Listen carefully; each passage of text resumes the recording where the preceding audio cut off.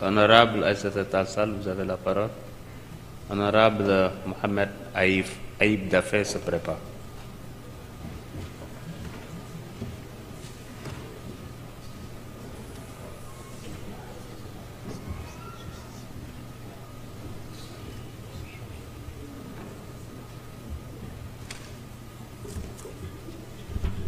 Je vous remercie, Monsieur le Président de l'Assemblée nationale, Monsieur le ministre, mes chers collègues députés.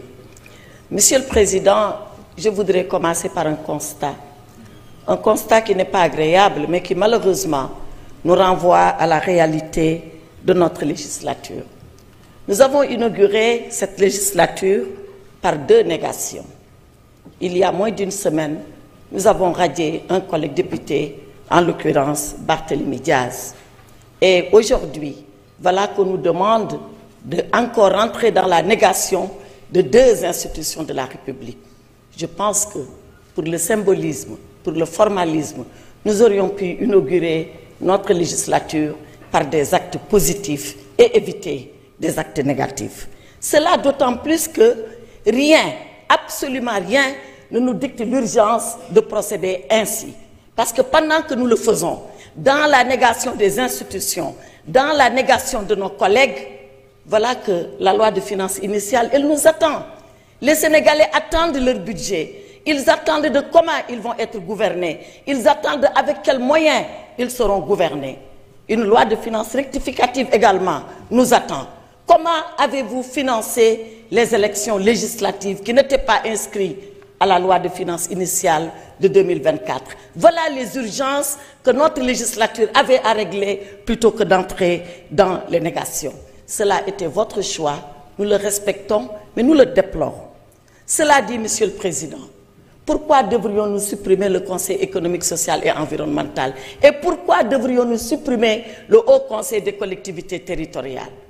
Le Conseil économique, social et environnemental existe depuis 1961. C'est une institution aussi vieille que l'indépendance du Sénégal. Et vous demandez qu'on le supprime. Mais quelle est l'opportunité de le supprimer? On nous dit, et je reprends l'exposé des motifs. L'exposé des motifs qui est d'ailleurs très sommaire dans ses arguments.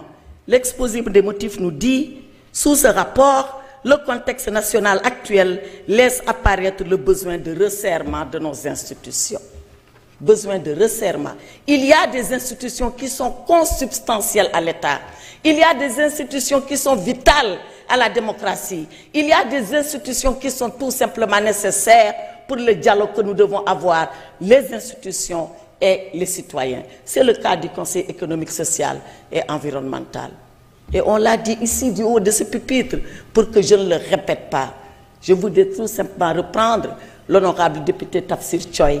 Qu'est-ce qu'il a raison de dire si le président, si le gouvernement pense que le Conseil économique, social et environnemental n'est pas nécessaire? Qu'a-t-il à recevoir les patrons? Parce que ce sont les patrons d'entreprise, ce sont nos capitaines d'industrie, ce sont les ordres professionnels qui dialoguent ainsi avec la présidence de la République et le gouvernement. Voilà à quoi sert le Conseil économique, social et environnemental. Et dans tous les pays du monde, dans toutes les démocraties du monde, vous retrouverez une telle institution. Le Haut Conseil des collectivités territoriales, qui est la chambre de dialogue, de discussion, de débat et de proposition avec les territoires. C'était le parachèvement de la loi de décentralisation de 1996. Tantôt on a parlé de Sénat, tantôt on a parlé de Haut Conseil, mais l'institution, elle est nécessaire. Alors, Monsieur le Président, je voudrais interpeller le gouvernement et lui dire que si ces suppressions-là sont nécessaires, qu'ils prennent ici l'engagement devant le peuple sénégalais que jamais ces institutions ne reviendront ici pour qu'on nous demande de voter sous une autre forme. Qu'ils prennent l'engagement solennel et devant le peuple sénégalais. Cela dit, j'entends ceux-là qui ont dit institution budgétivore. J'entends ceux-là qui ont dit ça prend de l'argent. Si seulement le gouvernement, avec la suppression de cela, entend faire des écoles, des hôpitaux, des routes, les Badianougor et tout ce qu'on a dit, le gouvernement n'a qu'à démissionner ici et maintenant. Parce que le propre d'un gouvernement, c'est d'avoir ces institutions et de conduire la politique de développement au profit des Sénégalais. Les deux ensemble et en même temps, comme l'a fait pendant 12 ans le président Macky Sall à la tête de ce Sénégal. Je vous remercie, Monsieur le Président. Merci beaucoup. Merci beaucoup, honorable Aïssata Tall Sall. Honorable Mohamed Aïb Daffé, vous avez la parole. C'est le dernier orateur.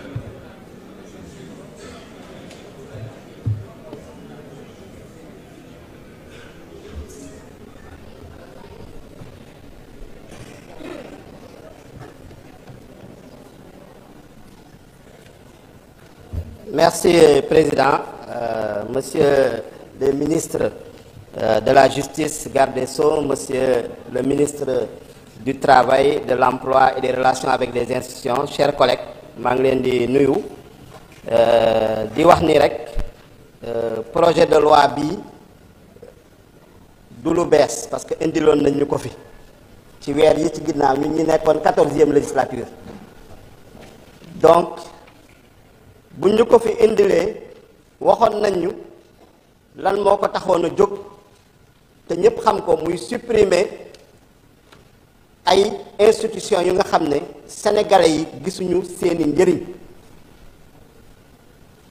institution yu nga xam ne depuis bu ñu leen créé gisuñu lan lañu indil ci wàllum développement réew mi parce que tubaab dafay wax on ne peut pas être plus royaliste que le roi institution yooyu yu ci ëpp seen rapport président de la république nañ koy jébbal muy conseil économique social environnemental muy haut conseil des collectivités territoriales président de la république mooy nommé seeni chef d'institution mooy président haut conseil ak président conseil économique social et environnemental mooy nommé secrétaire généraux yu fa nekk président de la république mooy nommé la majeure partie des membres de ces institutions là te gis nañu nomination yu fi amoon lu ci ëpp composition bi c'est pas démocratique composition bi reflété wul diversité en tout cas Sénégal bu am ci Sénégal su wàllum diversité professionnelle diversité sociologique ñu ci ëpp su dee dañuy waxante dëgg ay politiciens nañ fay yóbbu nga xam ne ñoo xam ne dañoo perte élection ñoo xam ne mënuñu leen caser ci gouvernement bi mënuñu leen caser ci assemblée nationale faluñu leen assemblée nationale wala mënuñu leen caser DG wala PCA ñu yóbbu leen fa ñuy am ay indemnité di am ay per diem loolu mooy njëriñu institution yooyu soo gisee sax nuñ ko séddalee woon waa Benno Bokk Yaakaar dañ jëloon benn institution bi jox socialiste yi beneen institution ba waa APR téye ko ne duñ ko jox kenn ñun dañ koy téyel suñu bopp donc institution yooyu tey président de la République Bassirou Diomaye Faye ak gouvernement premier ministre Ousmane Sonko suñu indiwaatee loi ba nga xam ne indiloon nañ ko 14e législature parce que mënoon nañ jaar référendum mais nañu ne dañuy cëral assemblée nationale te 14e législature c'est vrai que amuñu fi woon majorité mais dañoo jàppoon ni waa Benno Bokk Yaakaar nañu comprendre ni sénégalais yi ñoo jox mandat président Bassirou Diomaye Faye sénégalais yi déjà joxe nañu seen avis ci institution yi ko soo fi génnee nga laaj sénégalais boo laaj dalay naan nga laaj ko institution yooyu mbat njëriñ la am dalay naan amul benn njëriñ donc su fekkee ni mën nañu économiser